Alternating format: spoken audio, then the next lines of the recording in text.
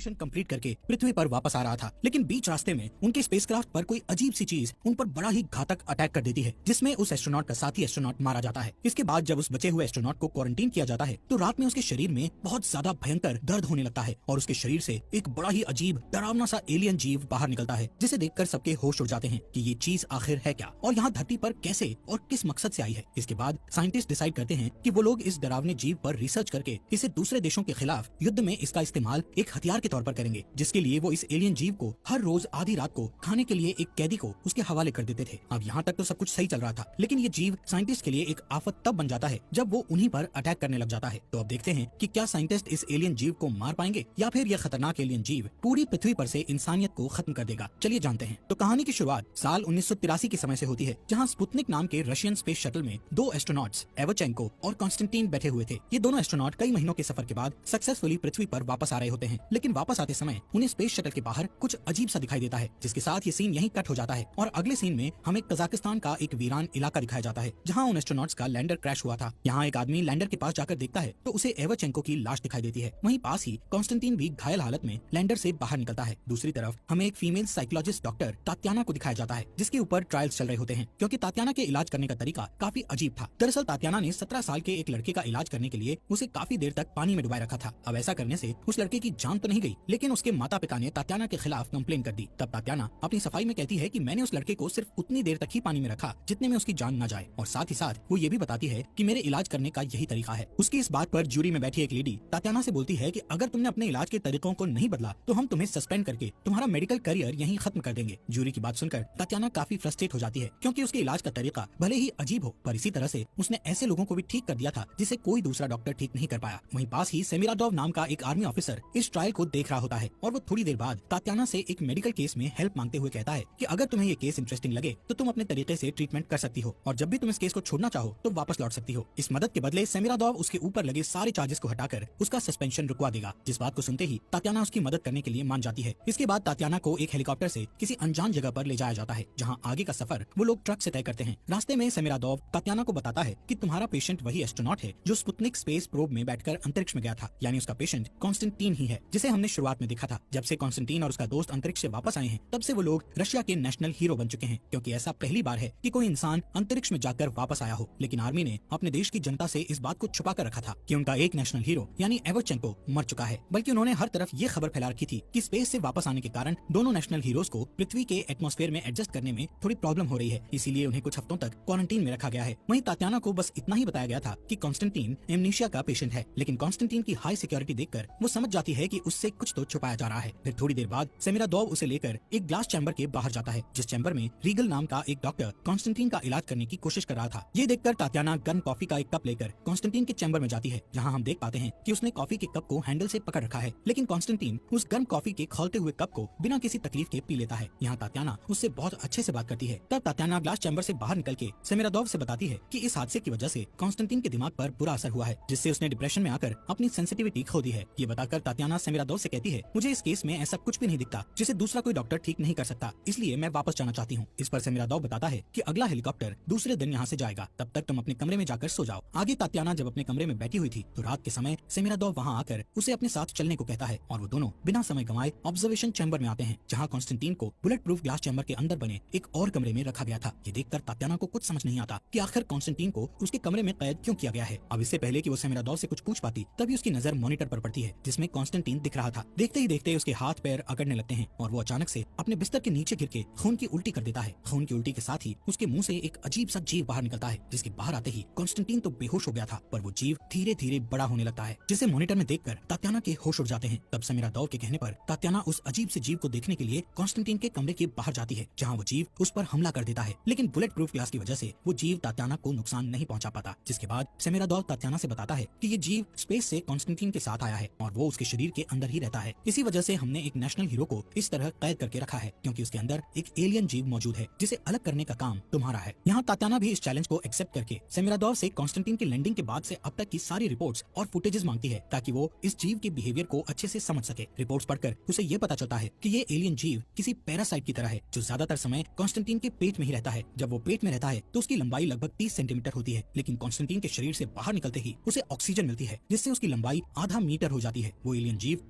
Constantine के शरीर से बाहर निकलने के लिए एक टॉक्सिन रिलीज करता है, जिससे कॉन्स्टेंटीन के शरीर की मसल्स लूज होकर फैल जाती हैं, ताकि वो एलियन जीव आसानी से बाहर निकल सके। ये जीव हर रात 2:40 से लेकर 3:10 के बीच उसके शरीर से बाहर निकलता है और कुछ समय बाहर रहने के बाद वो वापस कॉन्स्टेंटीन के शरीर में चला जाता है। इस पूरे समय तक कॉन्स्टेंटीन बेहोश ही रहता है और उसे ये तक पता नहीं कि उसके अंदर कोई एलियन जीव रहता है। तात्याना को रिपोर्ट पढ़कर ये भी पता चलता है कि रीगल ने एक बार उस एलियन जीव को कॉन्स्टेंटीन के शरीर से अलग करने की कोशिश की थी, लेकिन एलियन जीव से अलग होते ही कॉन्स्टेंटीन की हालत खराब होने लगी थी। पर वो जीव जैसे ही कॉन्स्टेंटीन के शरीर में वापस गया तो कॉन्स्टेंटीन दोबारा ठीक हो गया। यानी कहीं न कहीं उस एलियन जीव ने ही कॉन्स्टेंटीन को अब तक बचा रखा है, वरना लैंडर के क्रैश करने के बावजूद भी उसका जिंदा रह पाना नामुमकिन था। वहीं ये जीव कॉन्स्टेंटीन के खाए हुए खाने को खाकर जिंदा रहता है, लेकिन तात्याना को ये जानना था कि वो एग्जैक्टली क्या खाता है। उसे इन फाइल्स में कॉन्स्टेंटीन के पास्ट की भी जानकारी मिलती है, जिससे उसे ये पता चलता है कि कॉन्स्टेंटीन का 7 साल का एक नाजायज बेटा है, क्योंकि कॉन्स्टेंटीन ने उसकी माँ से शादी नहीं की थी और उसकी माँ के मरने के बाद उस बच्चे को ऑर्फनेज में रख दिया गया। फिर अगले दिन तात्याना इंट्रोगेशन के दौरान पहले तो कॉन्स्टेंटीन से उसका फेवरेट सॉन्ग पूछती है, लेकिन बाद में वो उससे कहती है कि तुम एक बुरे पिता हो जिसने अपने बेटे को ऑर्फनेज में सड़ने के लिए छोड़ दिया, जो सुनकर कॉन्स्टेंटीन को काफी बुरा लगता है। जबकि तात्याना की बातों से हम समझ पाते हैं कि उसने जानबूझकर कॉन्स्टेंटीन को गुस्सा दिलाया, ताकि गुस्से के कारण उसके व्यवहार में कुछ बदलाव आ जाए। वो तुरंत ही रीगल से कॉन्स्टेंटीन का ब्लड टेस्ट करने को कहती है, ताकि उसे ये पता चल सके कि आखिर वो एलियन जीव एग्जैक्टली क्या खाता है। यहाँ तात्याना सेमिरादोव को सजेस्ट करती है कि वो कॉन्स्टेंटीन को ग्लास चैम्बर से निकालकर किसी दूसरे कमरे में शिफ्ट कर दे, ताकि कॉन्स्टेंटीन को ऐसा न लगे कि उसे कैद करके रखा गया है। इस पर सेमिरादोव कॉन्स्टेंटीन को ग्लास चैम्बर से निकालकर एक नॉर्मल कमरे में शिफ्ट करवा देता है और इस कमरे में एक टीवी भी रखी हुई थी। इसी बीच उसके कमरे में तात्याना आती है, जिसे कॉन्स्टेंटीन बताता है कि स्पेस में जाने से एक हफ्ते पहले ही मुझे अपने बेटे और उसकी माँ के बारे में पता चला था, इसलिए मैंने ये सोचा कि वापस आने के बाद मैं उसे ऑर्फनेज से वापस ले आऊंगा, लेकिन वापस आने के बाद से मैं यहीं पर फंसा हुआ हूँ। फिर उसी रात जब वो एलियन बाहर निकलता है तो तात्याना दोबारा से उसके सामने जाती है और पिछली बार की तरह इस बार भी उनके बीच बुलेट प्रूफ ग्लास होता है, लेकिन इस बार वो एलियन तात्याना को देखकर उसके ऊपर हमला करने की कोशिश नहीं करता, बल्कि वो तो एक खिलौने की तरफ अट्रैक्ट हो रहा था, जो खिलौना दरअसल कॉन्स्टेंटीन का फेवरेट खिलौना था। ये देखकर तात्याना उस खिलौने के साथ बुलेट प्रूफ चैम्बर के अंदर जाती है, जहाँ वो जीव उस खिलौने के साथ ऐसे चिपकने लगता है मानो वो उसका भी फेवरेट खिलौना हो। उस जीव को खिलौने के साथ खेलता देखकर तात्याना उसे छूने की कोशिश करती है, जिस कारण वो जीव उस पर हमला करके उसके पैरों को बुरी तरह से घायल कर देता है। तब सोल्जर्स आसपास की लाइट्स जलाकर उस जीव को कंफ्यूज करते हैं और इस मौके का फायदा उठाकर तात्याना को वहाँ से बाहर निकाल लिया जाता है। वो होश में आने के बाद सेमिरादोव से अपनी ऑब्जर्वेशन शेयर करते हुए बताती है कि वो एलियन कॉन्स्टेंटीन की फीलिंग्स को महसूस कर सकता है और शायद इसीलिए वो उस खिलौने की तरफ अट्रैक्ट हो रहा था। तात्याना फिर से वीडियो फुटेजेस को देखती है तो उसे ये पता चलता है कि वीडियो में कुछ ग्लिच है, यानी उस वीडियो से कुछ छेड़छाड़ की गई है। वो इस बारे में रीगल से पूछती है, लेकिन रीगल उसे कुछ भी नहीं बताता। दरअसल रीगल रिसर्च करके नोबेल प्राइज पाना चाहता था, इसलिए वो तात्याना को कुछ बता नहीं रहा होता, जिस पर तात्याना उससे कहती है कि मुझे तुम्हारे नोबेल प्राइज से कोई मतलब नहीं है, बल्कि मुझे तो सिर्फ सच जानना है। वहीं रीगल भी ये बात जान रहा था कि अकेले वो अपनी रिसर्च पूरी नहीं कर सकता, क्योंकि वो इस केस में काफी दिनों से लगा हुआ था, लेकिन तात्याना के आने के बाद ही उसे कुछ जरूरी इंसाइट्स मिले हैं, इसलिए वो तात्याना की मदद करने के लिए तैयार हो जाता है। जिसके बाद वो तात्याना को एक गाड़ी में छुपाकर इस फैसिलिटी से दूसरी तरफ ले जाता है, जहाँ सिर्फ कुछ ही लोगों को जाने की परमिशन थी। वो उसे नाइट विजन बाइनोकुलर्स देकर कहता है कि तुम गाड़ी के अंदर से ही सब कुछ देखती रहो। तात्याना देखती है कि वहाँ एक कैदी को केज के अंदर ले जाया जा रहा था और इसी के साथ सारी लाइट्स बंद कर दी गई। कुछ देर बाद एलियन जीव केज के अंदर आकर उस कैदी को एक ही झटके में मारकर उसके मांस को खाने लगता है। ये देखकर तात्याना के होश उड़ जाते हैं और हम एज एन ऑडियंस जान पाते हैं कि ये केज उसी ग्लास चैम्बर से जुड़ा हुआ है, जिसके अंदर कॉन्स्टेंटीन को हर रात रखा जाता है, ताकि वो एलियन केज में आकर प्रिजनर्स को खा सके। अब गाड़ी में वापस आने के बाद रीगल तात्याना को बताता है कि जब हमें कॉन्स्टेंटीन मिला था तो उसकी हालत बहुत ज्यादा खराब थी, लेकिन उसके अंदर इस एलियन जीव के होने की वजह से उसकी तबीयत दिन ब दिन सही होती चली गई और वो इतनी जल्दी रिकवर कर गया जितने में किसी आम इंसान का रिकवर कर पाना लगभग नामुमकिन था। जब कॉन्स्टेंटीन हॉस्पिटल में था तो इस एलियन जीव ने एक नर्स को भी मार दिया था और उसी दिन के बाद से कॉन्स्टेंटीन की तबीयत में सुधार आना शुरू हो गया। इसके बाद उस जीव को मछली से लेकर सुअर तक सब कुछ खाने को दिया गया, मगर ऐसा करने से कॉन्स्टेंटीन की तबीयत फिर से खराब होने लगी। आखिर में सेमिरादोव ने उस जीव को एक प्रिजनर ऑफर किया, जिसे खाने के बाद जब वो जीव कॉन्स्टेंटीन के अंदर गया तो कॉन्स्टेंटीन की तबीयत वापस से सही हो गई। लेकिन वो जीव प्रिजनर्स को मारने से पहले उन्हें काफी ज्यादा डराता है, क्योंकि डरते समय इंसानों के अंदर कॉर्टिसोल नाम के हार्मोन का लेवल बहुत ज्यादा बढ़ जाता है और शायद ये जीव कॉर्टिसोल के ऊपर ही फीड करता है। फिर अगली सुबह तात्याना कॉन्स्टेंटीन को सारी सच्चाई बताती है कि उसके अंदर एक एलियन जीव रहता है जिसने बहुत से लोगों को मार दिया है। ये सुनकर कॉन्स्टेंटीन तात्याना से कहता है कि तुम मुझे रात में मिलो। रात में कॉन्स्टेंटीन अपने कमरे के बाहर मौजूद एक रिसेप्शनिस्ट लड़की को बेहोश करके टीवी के अंदर लगे एक मैग्नेट को निकाल लेता है। वो उस मैग्नेट की मदद से सीसीटीवी कैमरास को ऑल्टर करके तात्याना के साथ उस कमरे में जाता है जहाँ उसके दोस्त एवरचेंको की लाश रखी हुई थी। यहाँ कॉन्स्टेंटीन रिवील करता है कि उसे इस एलियन के बारे में पहले से ही पता है, यहाँ तक कि उसे वो सारी चीजें महसूस और दिखाई देती हैं जो वो एलियन करता है। यानी वो एलियन जो भी महसूस करता है वो सारी चीजें कॉन्स्टेंटीन को भी महसूस होती हैं और उसे अच्छे से पता है कि हर रात ये एलियन प्रिजनर्स को मार के उनका मांस खाता है। लेकिन इतना सब जानने के बावजूद भी कॉन्स्टेंटीन अनजान बना हुआ है, क्योंकि अगर सेमिरादोव को ये बात पता चल गई तो वो कॉन्स्टेंटीन को इस फैसिलिटी से कभी नहीं जाने देगा। दरअसल कुछ ही दिनों में यहाँ एक इंस्पेक्शन टीम आने वाली है, जिनके आने तक कॉन्स्टेंटीन को अपना नाटक जारी रखना होगा। इंस्पेक्शन टीम से क्लियरेंस मिलते ही कॉन्स्टेंटीन को छोड़ दिया जाएगा और ऐसा तभी पॉसिबल है जब कॉन्स्टेंटीन इन बातों बातों से अनजान बना रहे। वो तात्याना से रिक्वेस्ट करता है कि तुम सेमिरादोव को मत बताना कि मैं और वो एलियन सेम फीलिंग शेयर करते हैं, क्योंकि सेमिरादोव को इस बात का पता चल गया तो वो मुझे बाहर नहीं जाने देगा। कॉन्स्टेंटीन ने तात्याना को ये बातें इसलिए बताई क्योंकि उसे अच्छे से पता था कि तात्याना बहुत इंटेलिजेंट है, जो बहुत ही जल्द सारी सच्चाई का पता लगा लेगी, इसलिए उसने पहले ही सब कुछ कन्फेस कर दिया। उसकी बातें सुनकर तात्याना को बहुत बुरा लगता है, क्योंकि उनके देश के लोग कॉन्स्टेंटीन को एक नेशनल हीरो मानते हैं, लेकिन ये नेशनल हीरो सब कुछ जानते हुए भी प्रिजनर्स की हत्या होने दे रहा है। तात्याना उससे कहती है कि अगर मैं तुम्हारी जगह होती तो खुद की जान ले लेती। ऐसा कहकर वो यहाँ से जा रही होती है कि तभी एक सोल्जर उसे गिरफ्तार कर लेता है, क्योंकि वो एक रेस्ट्रिक्टेड एरिया में घूम रही थी। इसके बाद सेमिरादोव उसे खुद लेकर केज के पास जाता है, क्योंकि सेमिरादोव को इस बात का पता चल गया था कि रीगल तात्याना को पहले भी इस केज के पास लेकर आया था। सेमिरादोव उससे कहता है कि तुम्हें इस बार नाइट विजन बाइनोकुलर्स की जरूरत नहीं पड़ेगी, बल्कि मैं तुम्हें सब कुछ करीब से दिखाऊंगा। फिर हम तात्याना और सेमिरादोव को केज के पास देखते हैं, जहाँ इस बार एक नहीं बल्कि 2 प्रिजनर्स को लाया गया था, और हर बार की तरह इस बार भी वो एलियन केज में आकर उन प्रिजनर्स को मारने ही वाला था कि तभी तात्याना केज को खोलकर उस जीव के सामने चली जाती है, लेकिन वो उस पर हमला नहीं करता, क्योंकि कॉन्स्टेंटीन और ये एलियन सेम फीलिंग शेयर किया करते थे, जिस कारण ये एलियन तात्याना को नुकसान नहीं पहुंचाता। तभी तात्याना कॉन्स्टेंटीन का फेवरेट गाना गाने लगती है, जिससे वो एलियन बिल्कुल शांत पड़ जाता है। जबकि दूसरी तरफ कॉन्स्टेंटीन वापस से होश में आने लगता है, जो देखकर हम समझ पाते हैं कि कॉन्स्टेंटीन कुछ हद तक उस एलियन को कंट्रोल कर सकता है। इसी बीच एक प्रिजनर वहाँ से भागने की कोशिश करता है, जिस पर वो एलियन एक झटके में ही उस प्रिजनर का सिर धड़ से अलग करके उसे मार देता है। हालांकि इस इंसिडेंट को देखकर सेमिरादोव तात्याना से पूछता है कि क्या कॉन्स्टेंटीन इस एलियन को कंट्रोल कर सकता है, जिसके जवाब में तात्याना कहती है कि वो इस एलियन को पूरी तरह से कंट्रोल नहीं कर सकता। इस जवाब से सेमिरादोव समझ जाता है कि अगर तात्याना को और ज्यादा समय दिया जाए तो वो कोई न कोई तरीका खोज ही लेगी, जिससे कॉन्स्टेंटीन और एलियन को अलग किया जा सके। वहीं अगली सुबह जब तात्याना और रीगल एवरचेंको की लाश का परीक्षण कर रहे होते हैं, तो तात्याना रीगल से बताती है कि एवरचेंको को फर्स्ट स्टेज का कैंसर था, जिसका पता हमारे डॉक्टर्स को तो नहीं चल पाया, लेकिन उस एलियन ने एवरचेंको की बीमारी का पता लगा लिया और इसीलिए उसने कॉन्स्टेंटीन के शरीर में रहने का फैसला किया। यहाँ हम ये भी जान पाते हैं कि एवरचेंको की मौत क्रैश में नहीं हुई, बल्कि उस एलियन ने ही एवरचेंको को जान से मारा था। इसी बीच तात्याना रीगल से कहती है कि मैं कॉन्स्टेंटीन को लेकर यहाँ से भागने वाली हूँ और हमें यहाँ से भागने में तुम्हारी मदद चाहिए। अब पहले तो रीगल सेमिरादोव के डर से उसकी मदद करने को तैयार नहीं होता, लेकिन बाद में वो उसकी मदद के लिए तैयार हो जाता है, क्योंकि वो अपने नोबेल प्राइज के चक्कर में और प्रिजनर्स की जान नहीं लेना चाहता था। आगे हम तात्याना को कॉन्स्टेंटीन के पास देखते हैं, जहाँ वो उससे बताती है कि आज हम दोनों यहाँ से एस्केप करने वाले हैं, लेकिन एस्केप करने से पहले मैं उस एलियन को तुम्हारे शरीर से अलग कर दूंगी। दरअसल तात्याना का प्लान ये था कि वो कॉन्स्टेंटीन के शरीर में ऐसा केमिकल इंजेक्ट करेगी जिससे उसके शरीर में कुछ देर के लिए कैंसर के सिम्टम्स आ जाएंगे। ऐसा होते ही वो एलियन उसके शरीर को छोड़कर बाहर निकल आएगा और वो एलियन कॉन्स्टेंटीन के शरीर के बिना ज्यादा देर तक जिंदा नहीं रह सकता, क्योंकि उससे धूप नहीं बर्दाश्त होती। यही वजह है कि वो रात के समय ही बाहर निकलता है, जबकि दिन में वो उसके शरीर में रहता है। इसके बाद तात्याना और कॉन्स्टेंटीन कुछ सोल्जर्स को बेहोश करके वहाँ से भाग निकलते हैं, जबकि दूसरी तरफ रीगल हायर ऑफिसर्स को सेमिरादोव के इलीगल एक्सपेरिमेंट्स के बारे में खबर देता है। उधर सेमिरादोव को सीसीटीवी फुटेजेस से पता चल चुका था कि तात्याना और कॉन्स्टेंटीन वहाँ से भाग रहे हैं और इस सब में रीगल ने भी उनकी मदद की है। उसे ये भी पता चल चुका था कि रीगल ने उसके खिलाफ कंप्लेंट कर दी है, इसीलिए वो उसे शूट करके जान से मार देता है। उसे मारने के बाद वो अपने सोल्जर्स को तात्याना और कॉन्स्टेंटीन के पीछे भेजता है, जहाँ उसके ऑर्डर पर बहुत सारे सोल्जर्स तात्याना और कॉन्स्टेंटीन को घेर लेते हैं। जहाँ वो लोग तात्याना को मारने ही वाले थे कि तभी कॉन्स्टेंटीन खुद को इंजेक्शन लगाकर एलियन को बाहर निकाल देता है। वो तात्याना को बचाने के लिए उस एलियन को कंट्रोल करके सभी सोल्जर्स को मरवा देता है। अब इस मौके का फायदा उठाकर तात्याना कॉन्स्टेंटीन को लेकर वहाँ से भाग निकलती है, जिससे वो एलियन पीछे छूट जाता है। इधर कॉन्स्टेंटीन और एलियन एक दूसरे से दूर जाते ही कमजोर होने लगते हैं, क्योंकि उन दोनों में एक सिम्बायोटिक रिलेशन बन गया था, यानी वो दोनों ही एक दूसरे पर डिपेंडेंट थे। एलियन से कॉन्स्टेंटीन को ताकत मिलती थी और कॉन्स्टेंटीन के शरीर में रहकर वो एलियन जिंदा रह पाता था। दूसरी तरफ सेमिरादोव का सामना उस एलियन से होता है, लेकिन कॉन्स्टेंटीन से दूर होने के कारण वो एलियन काफी कमजोर पड़ चुका था। इसीलिए सेमिरादोव उसे एक बॉक्स में डालकर तात्याना और कॉन्स्टेंटीन के पास पहुंचता है। हालांकि अब तक कॉन्स्टेंटीन की हालत भी बहुत ज्यादा खराब हो चुकी थी और इस बात का फायदा उठाकर सेमिरादोव तात्याना को मारने ही वाला होता है कि तभी कॉन्स्टेंटीन पूरी हिम्मत करके उस एलियन को फिर से कंट्रोल करके सेमिरादोव को मरवा देता है। वो एलियन सेमिरादोव को मारने के बाद कॉन्स्टेंटीन के मुंह से होते हुए उसके पेट में चला जाता है, जिससे कॉन्स्टेंटीन की तबीयत दोबारा से ठीक होने लगती है। लेकिन इतना खून खराबा देखने की वजह से कॉन्स्टेंटीन को बहुत बुरा लगता है, इसलिए वो खुद को शूट करके मार लेता है ताकि उसके साथ एलियन भी मारा जाए। इसके बाद कहानी के लास्ट सीन में दिखाया जाता है कि तात्याना कॉन्स्टेंटीन के बेटे को ऑर्फनेज में जाकर अडॉप्ट कर लेती है। इसी के साथ ये बेहतरीन मूवी